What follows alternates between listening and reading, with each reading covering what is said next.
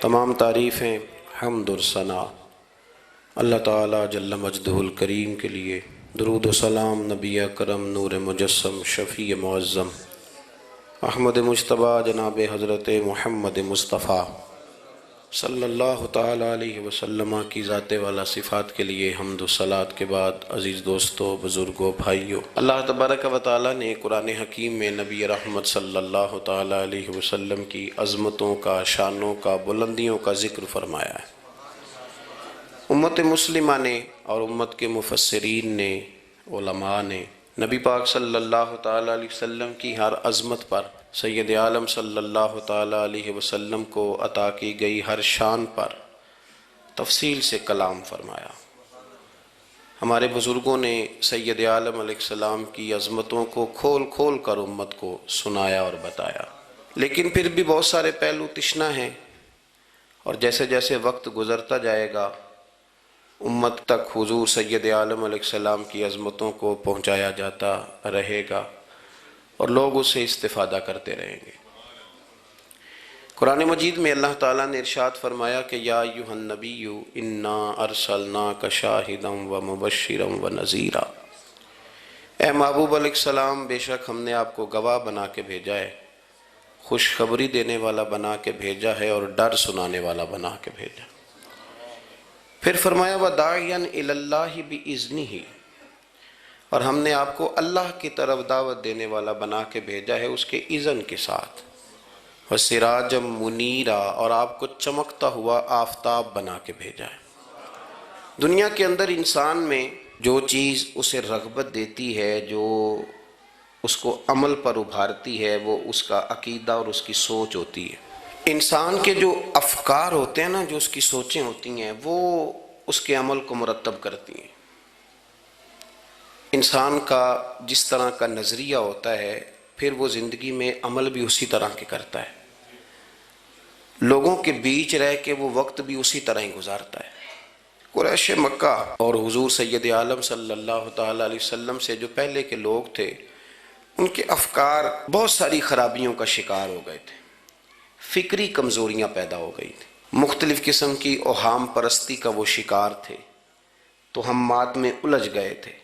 حج کا موقع آیا ہے تو اب انہوں نے قبولیت کا یہ نظریہ گھڑ لیا ہے کہ ننگے ہو کے معاذ اللہ طواف کریں گے بیت اللہ کا۔ قربانی کا موقع آیا ہے تو جانوروں کا خون دیواروں کے ساتھ لگائیں گے خانہ کعبہ کی۔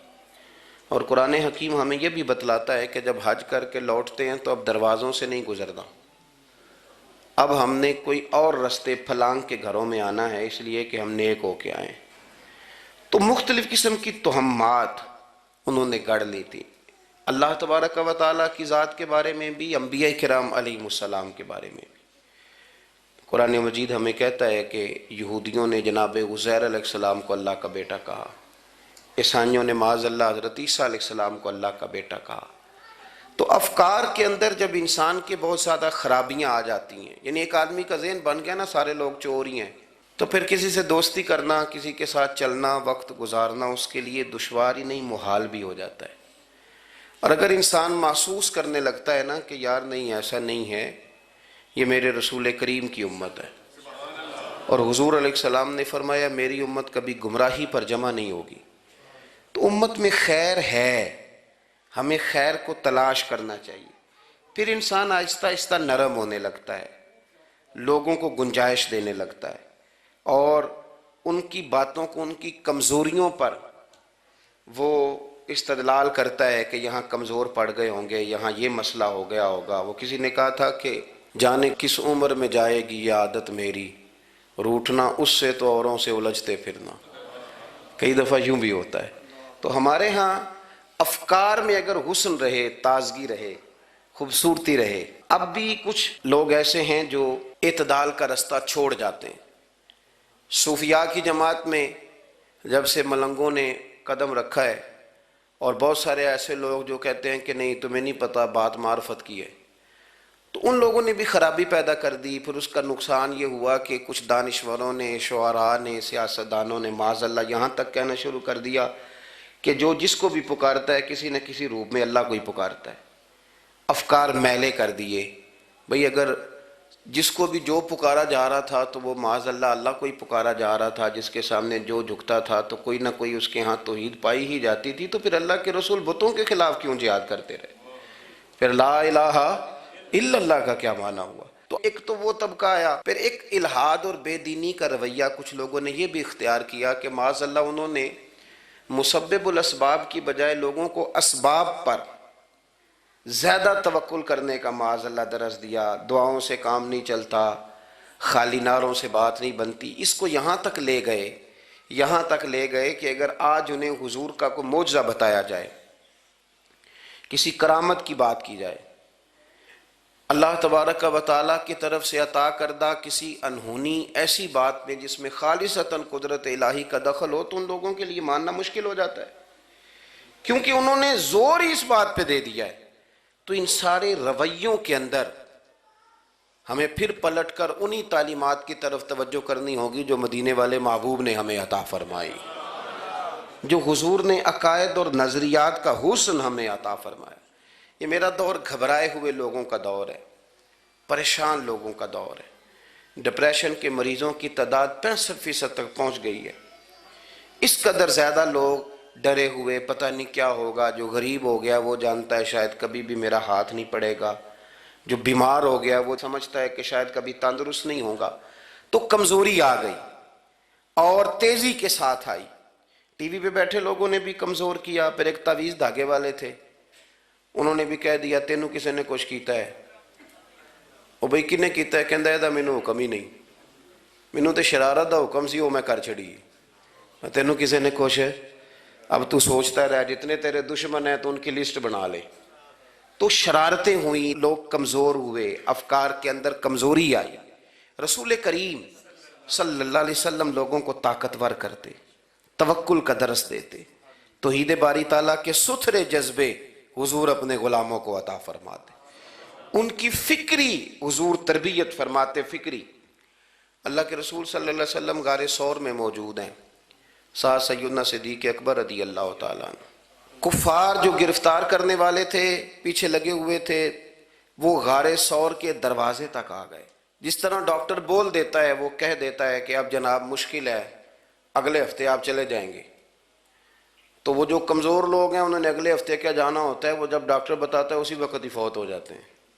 وہ کہتے ہیں اگلا ہفتہ تو لیٹ ہے، اسی وقت ہی سمیٹ لیتے ہیں سامان سفر۔ اور کچھ لوگ ایسے تھے، ڈاکٹر نے کہا کہ جناب آپ کی رپورٹس بتاتی ہیں کہ آپ بہت جلدی چلے جائیں گے، تو انہوں نے کہا جناب آپ جو کہہ رہے ہیں اپنے علم کے مطابق کہہ رہے ہیں، پر ہونا تو وہ ہے جو میرا رب کریم چاہے گا۔ یہ وہ جذبات ہیں جو ہمیں رسول کریم علیہ السلام نے عطا فرمائے۔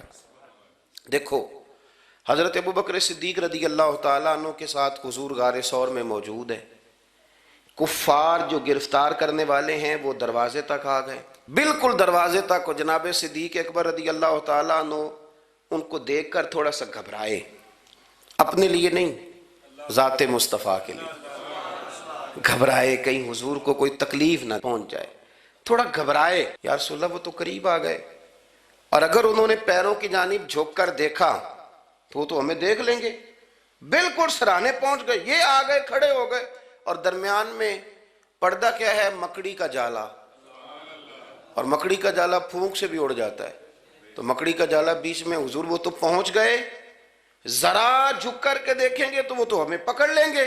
اب یہ وقت تربیت ہے، اور وہ تربیت جو محبوب نے اپنے اس عظیم صحابی کی فرمائی، اس تربیت کو میرے رب کریم نے قرآن مجید میں بیان فرمایا۔ حضور فرماتے ہیں، رب فرماتا ہے کہ فرمایا محبوب نے، فرمایا لا تحزن، ابو بکر گھبرانا۔ یہ ایک موقع ہوتا ہے جب انسان کو گھیر لیتی ہیں مشکلات چاروں جانب سے، اور جو بھی آتا ہے وہ اسے مایوس ہی کرتا ہے، لیکن حالات کے سہمے ہوئے لوگوں کو بتا دو حالات بدل جاتے ہیں، ایک جیسے نہیں رہتے۔ کہا لا تحزن، ابو بکر گھبرانا، کیوں؟ ہماری فوجیں آ کے انہیں پکڑ لیں گی، یا اندر ہمارے پاس کوئی ایسا اسلحہ موجود ہے کہ ہم ان پر چھوڑ دیں گے تو یہ مر جائیں گے۔ لا تحزن، ابو بکر گھبرائیے مت۔ کیوں نہ گھبرائیے؟ اس لیے کہ ان اللہ معنا، بے شک اللہ ہمارے ساتھ ہے۔ جن کے ساتھ رب ہو انہیں گھبرانا نہیں چاہیے. انہیں گھبرانا کہ جو مسلح کی قوت ہوتی ہے، یہ دعا کی طاقت ہوتی ہے، دعا صلاح المومن، یہ جو قوت ہوتی ہے انسان کے پاس، یہ جو اس کے پاس ہتھیار ہوتا ہے کہ آج رات منا لوں گا میرا رب کرم فرما دے گا، یہ جو اس کے پاس قوت ہوتی ہے یہ اسے کمزور نہیں پڑنے دیتی، اسے طاقتور رکھتی. تو حضور نے افکار کے اندر یہ حسن پیدا کیا، لوگوں کو بتلایا کہ بجائے اس کے کہ تم کوئی چور رستہ تلاش کرو، کوئی سیاست کرنے کی کوشش کرو، تم کوئی ایسی راہ اختیار کرو جو تمہیں محسوس ہو کہ درست نہیں ہے، اس رستے نہ چلو، بلکہ تم اپنے رب کو منانے والے رستے پہ چلو. اور ترمذی شریف میں حدیث ہے، حضرت انس بن مالک رضی اللہ تعالیٰ عنہ فرمانے لگے کہ کریم محبوب علیہ السلام فرماتے ہیں کہ اپنے دکھڑے دنیا داروں کو نہ بتانا، سیٹھوں، نوابوں، چودھریوں، چاپلوسی کرنے کی ضرورت کوئی نہیں. اپنے دکھڑے دنیا داروں کو نہ بتانا ورنہ اللہ تمہیں کبھی غنی نہیں فرمائے گا.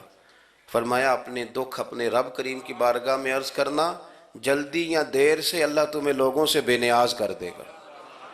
تربیت فرمائی. ہم لوگوں نے تیزی سے اپنے آپ کو کمزور کیا ہے، توجہ کا مرکز دنیا دار.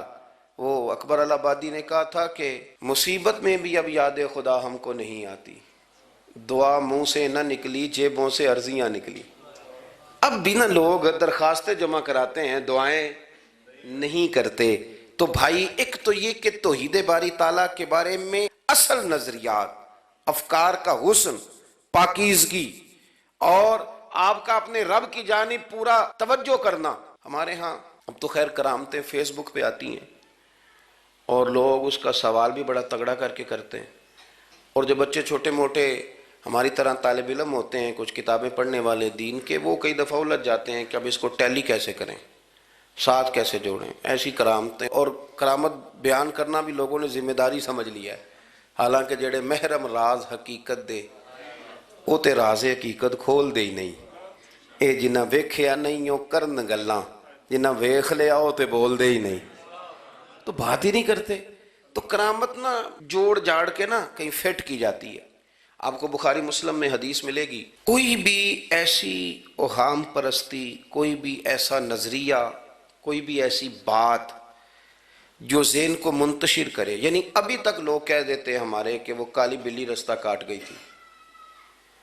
تو معاملہ بڑا، میں ملتان شریف پہنچا تو مجھے وہاں ایک میرے سنگی کہنے لگے، بڑا پرانا ان سے ربط ہے، کہنے لگے کہ میں نے آج نہ تجربہ کیا ہے، ویسے واقعی کالی بلی رستہ کاٹی ہے تو مشکل ہو گئی ہے. میں نے انہیں کہا کہ آپ کا تجربہ سجدہ صاحب کا محتاج ہے، آپ کو دوبارہ سے تجربہ کرنا چاہیے. خدا کے بندے کالی بلی رستہ کاٹ جائے تو مشکل ہوتی ہے، تو میرا تو سارے رستے کئی کالی گاڑیاں رستہ کاٹ گئی، اب کیا کیا جائے. یہ کمزوری ہے، افکار میں کمزوری نہیں پیدا کریں، کچا پن نہ پیدا کریں، آپ مضبوطی لائیں. بخاری مسلم میں آپ کو حدیث ملے گی، سرور کائنات علیہ السلام کے صاحبزادے جناب ابراہیم علیہ السلام وصال فرما گئے، اور کیفیت یہ تھی کہ انہوں نے حضور کی مقدس گود میں آخری سانس لیا. داڑھی مبارک محبوب کی آنسوؤں سے بھر گئی. حضرت انس کہتے ہیں عرض کی یا رسول اللہ آپ بھی آنسو بہاتے ہیں؟ فرمایا میرا بیٹا گیا ہے تو آنسو نکل آئے ہیں، ورنہ میری زبان پہ وہی جاری ہے جس سے میرا رب راضی ہوتا ہے. اسی دن نہ، جس دن سرکار کے صاحبزادے کا وصال ہوا اسی دن سورج کو گرہن ہو گیا. کچھ لوگوں نے بات جوڑ دی، کہنے لگے کہ آج چونکہ حضور سید عالم علیہ السلام کے صاحبزادے کا وصال ہو گیا ہے تو آج دیکھو سورج کو بھی گرہن ہو گیا ہے. بات جوڑ دی. غم کی کیفیت تھی، سرکار کی مقدس داڑھی آنسوؤں سے بھری ہوئی تھی، حالات کا تقاضا اور اس کی سمت کچھ اور تھی. حضور نے جمعے کا انتظار نہیں فرمایا، فرمایا بلاؤ لوگوں کو مسجد میں. لوگ جمع ہو گئے اور صحابہ فرماتے ہیں ہمارے خیال میں یہ تھا کہ یہ موقع نہیں تھا. آج نہ جہاد کے لیے حکم آنا ہے، کس مقصد کے لیے حضور نے طلب فرمایا، لیکن جب ہم گئے اتنا ضروری کام ہے نظریات کا صاف ہونا کہ اللہ کے محبوب نے لوگوں کو اسی دن بلا کے فرمایا لوگوں سنو، سورج اور چاند کو جب گرہن لگے تو استغفار پڑھا کرو، تسبیحات کیا کرو، نوافل ادا کیا کرو، اللہ کے حضور حاضر ہوا کرو. فرمایا یہ سورج اور چاند کو جب گرہن لگے تو یہ اللہ کی نشانیوں میں سے نشانی ہوتا ہے، کسی بندے کے دنیا سے جانے کا اس کے ساتھ کوئی تعلق نہیں۔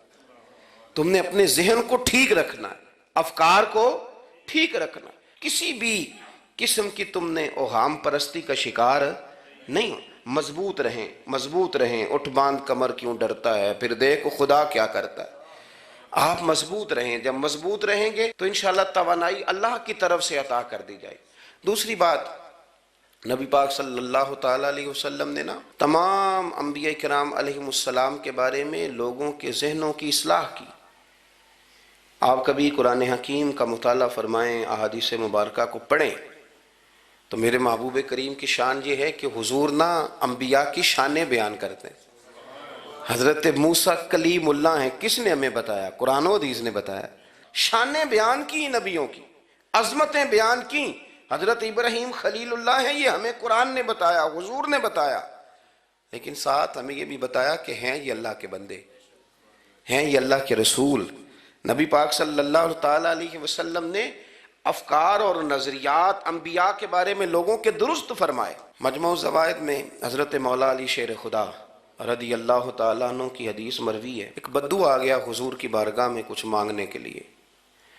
مولا کائنات رضی اللہ تعالیٰ عنہ فرماتے ہیں سرکار جب کسی بات کا جواب نہ دینا چاہتے تھے تو خاموش ہو جاتے تھے، کچھ دیر خاموش رہتے تھے، اور حضور کا خاموش رہنا بھی ہمارے محدثین نے محفوظ کیا ہے۔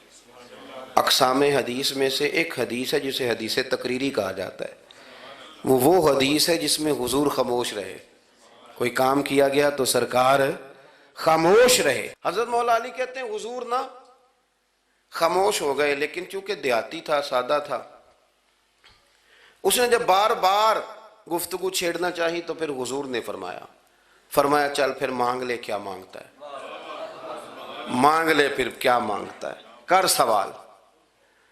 دیہاتی تھا، سادہ آدمی تھا۔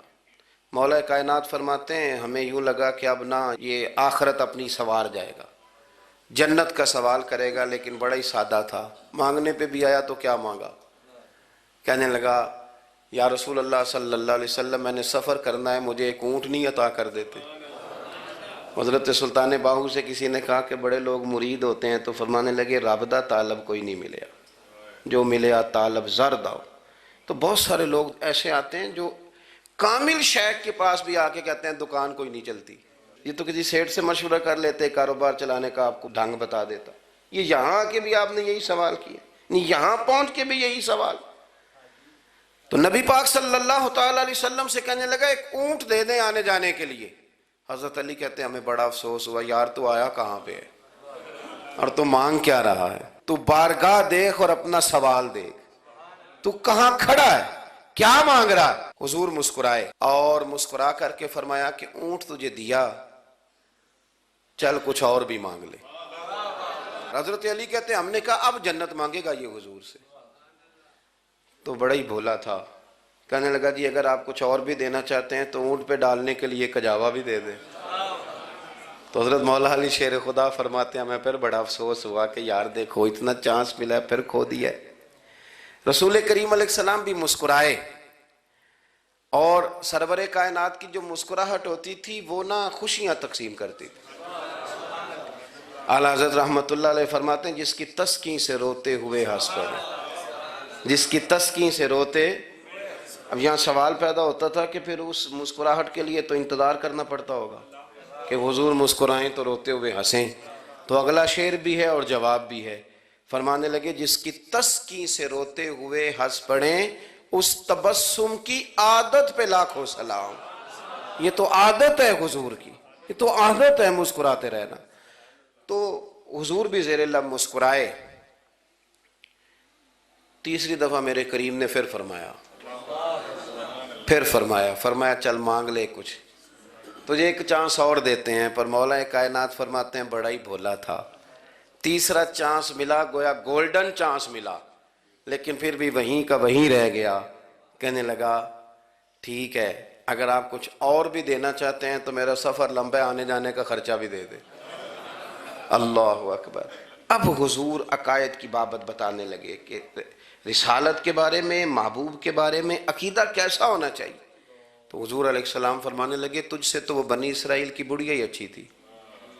یا رسول اللہ صلی اللہ علیہ وسلم کون سی؟ تو حضور فرمانے لگے جناب موسیٰ علیہ السلام کو حکم ہوا ہجرت کریں، تو آپ جانے لگے، تو پھر ارشاد خداوندی ہوا کہ جہاں حضرت یوسف علیہ السلام مدفون ہے، آپ کا مزار پر انوار ہے، اگر آپ کو جانا ہے تو پھر ان کے تابوت کو بھی آپ نکال کر کے ساتھ لے جائیں۔ حضرت سیدنا موسیٰ علیہ السلام نے لوگوں سے پوچھا تمہیں پتہ ہے جناب یوسف کا مزار کہاں ہے؟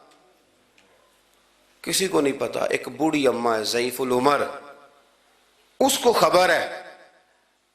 حضرت موسیٰ علیہ السلام نے اس سے کہا اماں تو بتائے گی کہ حضرت یوسف کا مزار کہاں ہے؟ تو کہنے لگی بتاؤں گی پر مفت نہیں بتاؤں گی۔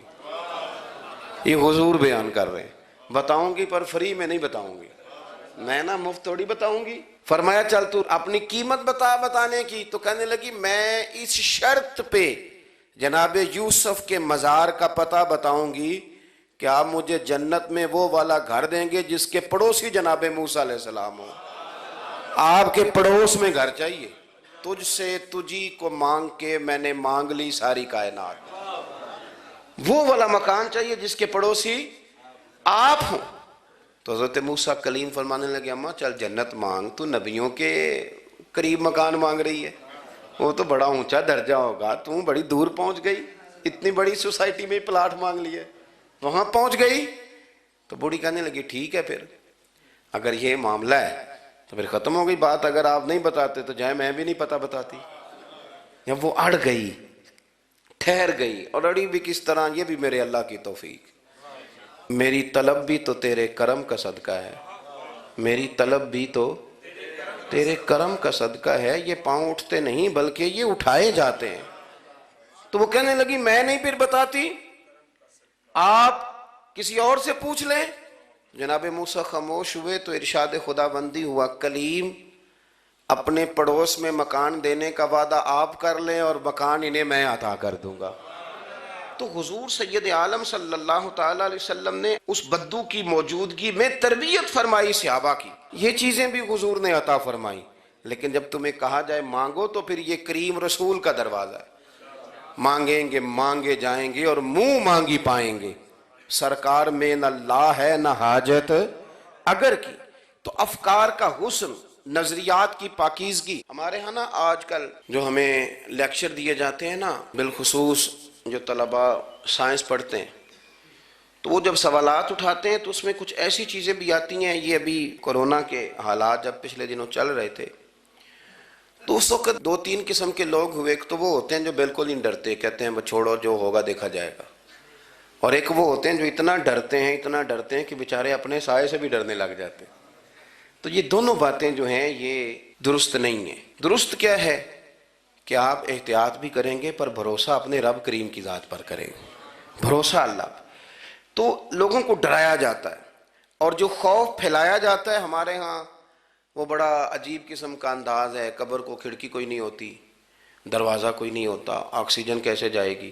یا آپ کبھی ٹویٹر پر مختلف بڑے لوگوں کے پیغامات دیکھیں تو موت کے بارے میں جب وہ چیزیں شیئر کرتے ہیں تو عجیب سا رنگ اس کا محسوس ہوتا ہے کہ اللہ جانے یہ بیچارہ کہاں کھڑا ہو گیا ہے، اور خوف، اور لوگ اس کا ذہن بنا کے ڈرتے ہیں۔ ڈرنا چاہیے، ضرور ڈرنا چاہیے، لیکن ایک بات یاد رکھیں، حضرت مولا علی فرمایا کرتے تھے کہ ڈرنا تو اپنے اعمال سے چاہیے اور ان کو درست کرنا چاہیے۔ ڈرنا تو اس چیز سے چاہیے کہ کیا ہم نے وہ رستہ اختیار کیا ہے جو قبر کو بالکل تنگ کر دے گا، جو جہنم کے گڑھوں میں سے گڑھا بنا دے گا۔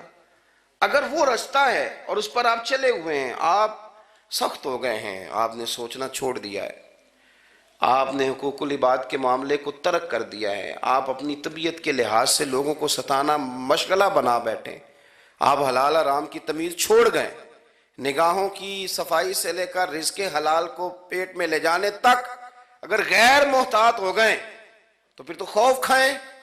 لیکن یہاں ان نظریات کی بابت جو حضور نے ہماری تربیت فرمائی، تو حضور نے ہمیں یہ نہیں فرمایا کہ میرا مومن ہو تو تم اسے کھڈے میں چھوڑ آؤ گے، ہو زندگی تقوی اور محتاط رہ کر گزارنے والا اور تم اسے کھڈے میں چھوڑ آؤ، یہ نہیں ہے، بلکہ فرمایا جو میرے مومن کی قبر ہوتی ہے روضۃ من ریاض الجنہ، وہ تم اسے نہ کھڈے میں نہیں چھوڑ کے آئے، باغ میں چھوڑ کے آئے ہو، آپ باغ کا تصور کریں پھر قبر کو سوچیں. نہیں باغ میں چھوڑ کے، اور باغ بھی معمولی نہیں، جنت کے باغوں میں سے باغ، جنت کی کیاریوں میں سے روضۃ من ریاض الجنہ. اب ذرا اس اینگل سے آپ اپنی قبر کو سوچیں، اس رویے کے ساتھ کہ اگر قبر آپ کی جنت کا باغ ہے تو باغ میں جاتے بندہ ڈرتا تو نہیں، اور باغ اتنا حسین ہے کہ جس میں پہلی آنکھ کھلے گی تو پہلی نظر اٹھے گی تو مدینے والے محبوب کا چہرہ نور نظر آئے گا. اتنا شاندار باغ ہے. آپ اس کی رعنائی، اس کا حسن اور اس کی خوشبو کو ملاحظہ فرمائیں.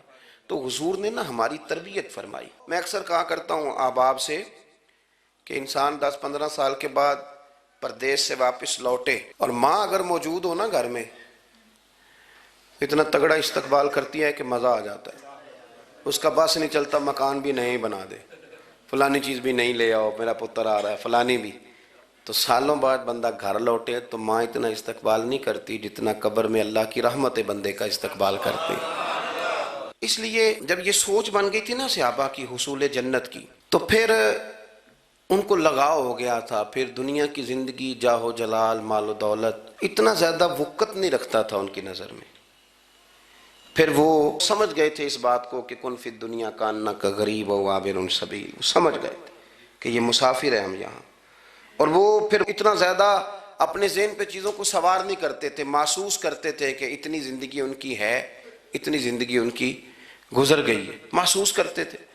اور اس پر پھر وہ جو فوکس کرتے تھے وہ آخرت کے لیے کرتے تھے. ایک خاتون حضور کی بارگاہ میں حاضر ہوئی. یہ بھی سیاستہ میں آپ کو روایت ملے گی، بہت ساری کتابوں میں ہے لیکن اس کی اصل آپ کو بخاری شریف میں ملے گی. حضرت ابو ہریرہ رضی اللہ تعالیٰ عنہ فرماتے ہیں کہ خاتون آئی تو اس نے آ کر نا بڑے درد کے ساتھ حضور کی بارگاہ میں استغاثہ پیش کیا.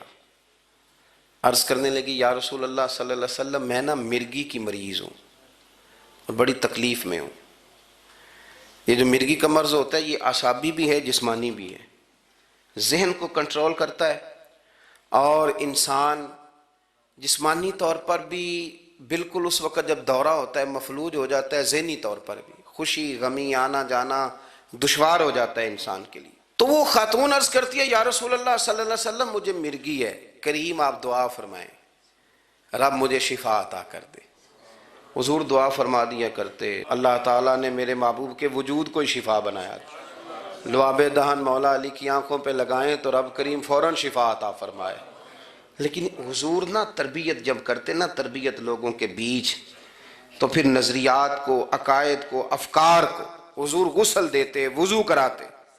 یہاں بھی سرکار نے صحابہ کے بیچ اس خاتون سے گفتگو فرمائی اور حضور فرمانے لگے اگر تو کہے تو میں دعا کرتا ہوں رب تجھے شفا دے دے گا. حضور فرمانے لگے اگر تو کہے میں دعا کرتا ہوں اللہ شفا دے گا. اور فرمایا اگر تو کرے صبر تو میرا وعدہ ہے رب بغیر حساب کتاب جنت عطا کرے گا. اب یہ سوچ ہے، یعنی ہمیں جب چانس ملتا ہے دنیا اور آخرت میں چیزوں کو عکس کرنے کا تو آپ نظر دوڑا لیں دائیں بائیں کہ لوگوں نے توجہات کہاں اپنی مرکوز کی ہوئی. حضور نے فرمایا اگر تو کہے تو رب کریم ہے وہ شفا دے گا، میں دعا کروں گا. اور اگر تو صبر کرے، مانا کیا کہ اگر تو مرگی کے ساتھ ہی گزارا کرے، اس کے ساتھ ہی وقت بتائے تو پھر رب تجھے جنت دے گا. یہ سمجھ لیں بات، اس پر غور کریں. وہ جو بیماری کو رحمت کہا گیا تو یہاں اس کا عملی مظاہرہ ہونے جا رہا ہے. حضور فرمانے لگے گر تو صبر کرے تو رب جنت دے گا. صحابہ کہتے ہیں اس بوڑھی نے 1 منٹ نہیں لگایا سوچنے کے لیے، فوراً عرض کرنے لگی. گویا عرض کرتی ہے حضور تھوڑی سی تو زندگی ہے، میں مرگی کے ساتھ ہی گزارا کر لوں گی، آپ دعا کریں رب مجھے جنت عطا کر دے، ہاں میرے لیے جنت کی دعا کر دیں. تو صحابہ فرماتے ہیں حضور نے دعا کر دی، گویا وعدہ ہو گیا جنت کا. وہ عرض کرتی ہے یا رسول اللہ صلی اللہ علیہ وسلم جب مرگی ہوتی ہے تو میرے وجود سے کپڑا ہٹ جاتا ہے، ستر کا مسئلہ بنتا ہے، اس کے لیے آپ ضرور اللہ کے حضور عرض کریں. تو سرکار نے دعا کر دی. صحابہ فرماتے ہیں کہ وہ دیر تک موجود رہیں، دیر تک. حضرت عثمان غنی کے زمانہ مبارکہ تھا، وہ بوڑھی موجود رہیں. جب بھی انہیں مرگی ہوتی تھی کپڑا اپنی جگہ پہ موجود رہتا تھا. اور جب ہم سے کوئی کسی جنتی کو دیکھنے کا سوال کرتا تھا تو ہم کہتے تھے اس بوڑھی کو دیکھ لو، اسے دنیا میں ہی حضور نے جنت کی بشارت عطا فرما. تو جو سمجھنے کی بات ہے وہ یہ ہے توحید، رسالت، قبر، حشر، اس کے بارے میں اپنے نظریات کو صاف ستھرا رکھیں۔ وقت تیزی سے بیت رہا ہے، وقت جو اپنی اس کی سپیڈ ہے اس کے ساتھ وہ گزر رہا، قریب ہوتے جا رہے ہیں لوگ قبر کے، آخرت کے۔ کرنے کا کام یہ ہے کہ ہمارے نظریات وہ ہوں جو ہمیں رسول کریم نے عطا فرمائے۔ حضرت فاروق اعظم رضی اللہ تعالیٰ عنہ جیسے دلیر آدمی حضور کے مقدس وجود پر موٹے بان کی چارپائی کے نشان دے کے جب روئے ہیں تو حضور نے وہاں بھی تربیت فرمائی ہے۔ فرمایا عمر کیا تم پسند نہیں کرتے کہ اللہ آخرت کی ساری شانیں ہمیں ہی عطا کرے، اور دنیا میں ہم تھوڑی سی مشکل دیکھ لیں تو ان چیزوں کو ہم نے سمجھنا ہے۔ یہ چیزیں ہمیں جینے میں آسانی پیدا کریں گی، ہمارے لیے مددگار ثابت ہوں گی، ہمارے افکار کو یہ تازہ رکھیں گے۔ پھر بہت زیادہ الجھاؤ، بہت زیادہ پریشان ہونا، بہت زیادہ ڈپریشن کا شکار ہونا، بہت زیادہ ہمارا دنیاوی معاملات کے اندر تفکر کرنا، یہ ہمیں کمزور نہیں کرے گا بلکہ ہم توانا رہیں گے۔ اللہ کے حضور دعا ہے مالک کریم کہی ہوئی باتوں کو قبولیت کا درجہ عطا فرمائے۔ دوران گفتگو جام بھول گئے، اللہ ہمارے ساتھ درگزر والا معاملہ فرمائے۔ آخر دعوانا